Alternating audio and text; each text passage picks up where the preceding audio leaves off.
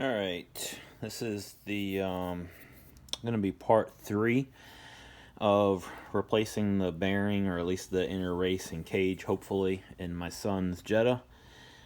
This is the new bearing. It comes from inside of the transmission, from left to right. So this lip right here is actually up against the transmission case, and this is the end that we're seeing on the outside. The inner race on his is a little scarred up on the inner edge. The cage is missing. Originally, I was just hoping to get another bearing, pop this cage off, put the cage on his, put the new cover back on, and send him down the road with it. But then we noticed this inner race was scarred up just a little bit, so I thought maybe we would try to replace this. I don't know that it's going to be that easy. On the inside, the bearing has a seal on the inside edge, which on this one here I've taken loose, just to show you the inside. So this is the seal. There's actually a little lip right in here that the seal sits on, and there you see the ball bearings that are actually on the back side of that plastic cage that you saw on the other side. I guess one thing to note is, if you look in here, there's not a whole lot of grease. I don't know what grease that is from the factory. This is a factory Volkswagen part. You can see the Volkswagen emblem right here, I think, on the edge. It is a factory Volkswagen part, and I don't know what grease this is, but to me that doesn't seem to be a whole lot of grease inside of this bearing. But in an effort to do as little damage to the plastic cage as possible, I've got a little like a Dremel tool. I'm going to cut this and score it down here, and then hit it with a cold chisel, and this should pop free. The outer edge should pop free, which would give me the best opportunity to remove the plastic cage without damaging it, and the inner race without damaging that. I'm going to just set the seal to the side, because I don't think I can utilize that. It comes from inside of the transmission and sits on that bevel, so there's no way I can replace this. So I guess step one is to cut this and scar it.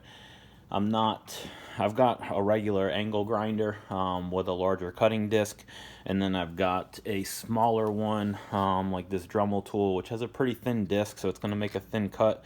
It's a little more controllable with your hand. I just don't know, you get in any kind of bind and these things just shatter. So we'll give this one a try, see what it does. If it doesn't cut through it or cut it enough, I'll switch to the die grinder.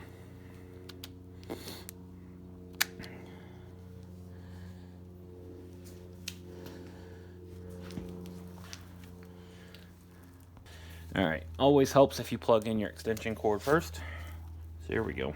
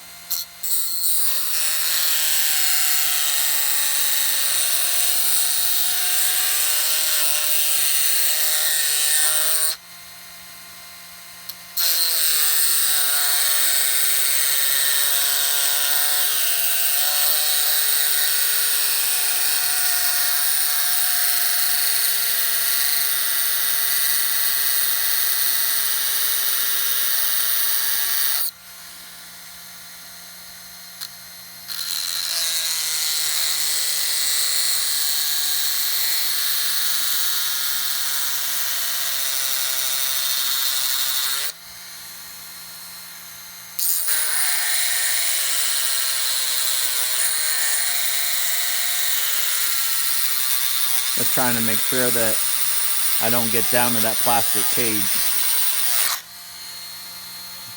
That part is probably what's most important for me to preserve in separating this outer race.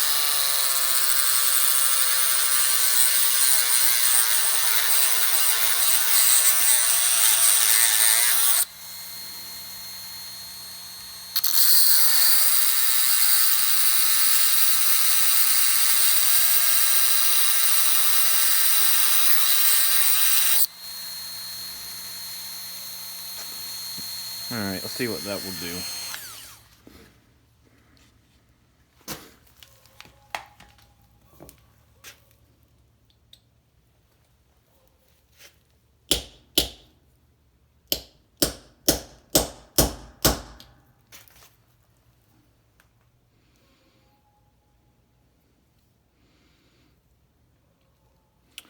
Well, it did not do much.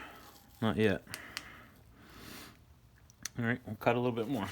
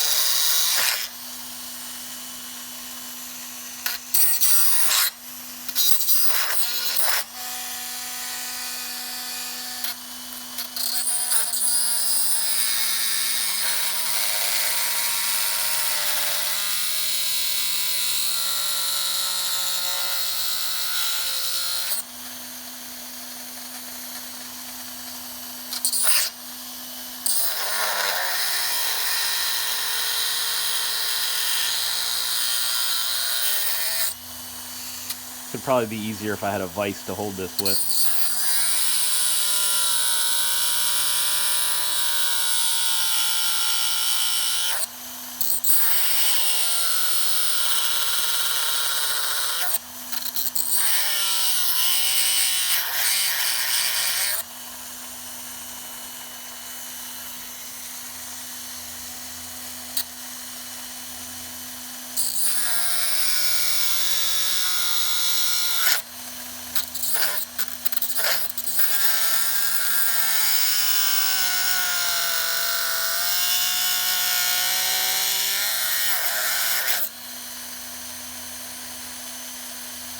Alright, there's not a whole lot left. I don't know if you can see in that crack, but it's gone through in a couple of places. There shouldn't be much left holding it together right now.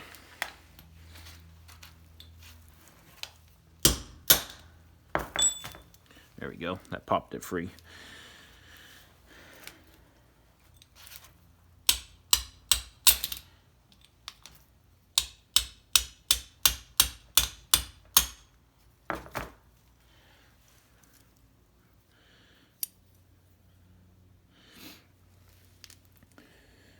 Alright, so you can see I got it popped free right now. Just going to try to get the chisel in there a little bit further to separate that some more. That way this, I mean, you see it's got play in it now. Just need to spread the outer piece a little bit more so that I can get the inner portions out of here.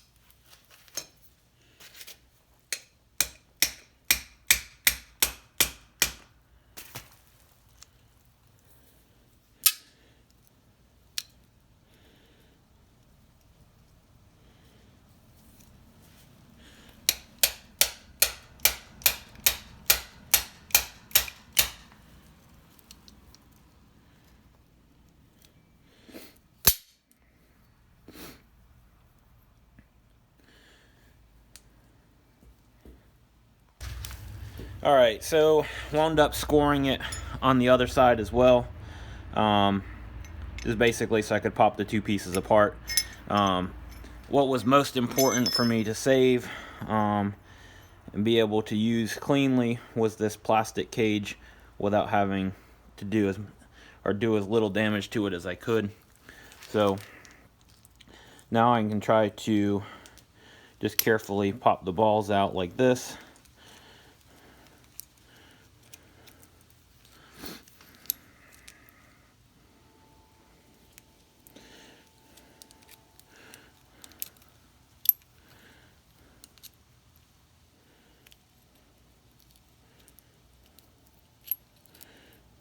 They come out pretty easily. And that one's rolling away. So this is the inner race right here on my Son's. Like I said, it's nice and smooth for the most part. It's got one small section where it got scarred up a little bit. So if I can get this out, that would be great. And slide this new one in. I just don't know that that's going to happen. So I'll clean this up, make sure that there's no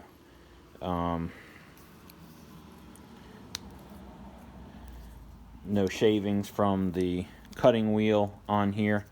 And then what I'll wind up having to do is space these out using some grease on the bearing that's in there, line them all up, and then press this straight on, and this should snap into place. And worst case scenario, this would hold the existing ball bearings in there and hopefully quiet the bearing down. Just a matter of whether this can be replaced or not, removed and replaced.